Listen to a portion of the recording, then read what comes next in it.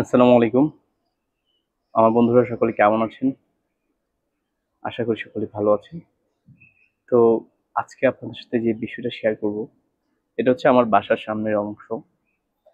আপনি প্রকৃতির কত মাধুর্যতা, কত সৌন্দর্য এবং আল্লাহ তাআলার সৃষ্টি যে কত সুন্দর, আসলে এই পৃথিবীর প্রত্যেকটা সৃষ্টিকে আপনি যদি লক্ষ্য করেন বুঝতে পারবেন। তো আজকে আপনাদের উদ্দেশ্যে যে বিষয়টা আমি বলতে চাই সেটা হচ্ছে, আমরা যারা মানুষ, প্রকৃতির একটা অন্যতম বড় অংশ হচ্ছে আমরা যাতে মানব জাতি যারা আমরা আছি। তো আমাদের মাঝেই সবচেয়ে বেশি সমস্যা।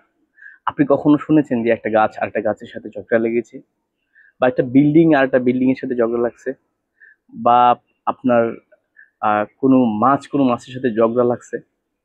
হ্যাঁ, প্রকৃতির নিয়মে কিছু ঘটনা ঘটতে পারে, কিন্তু আমরা দেখেন, আমরা মানব জাতি, আমরা হচ্ছে আশরাফুল মাখলুকাত, কিন্তু আমরা সবচেয়ে বেশি মানে আহাজারিতে থাকি, আমরা সবচেয়ে বেশি ঝগড়া করি, আমরা সবচেয়ে বেশি আমরা প্রতিহিংসা পোষণ করি।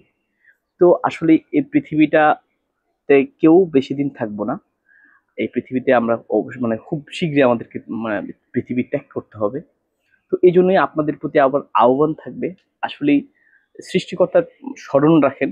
আর সৃষ্টিকর্তা যদি আপনি স্মরণ করেন সৃষ্টিকর্তাকে, তাহলে আপনার মনটাও নরম থাকবে। এবং আপনার মাঝে যে মানুষের প্রতিহিংসা, যে কাকে মেরে কে বড় লোক হয়ে যাবে, এই যে এগুলো আস্তে আস্তে দূর হয়ে যাবে।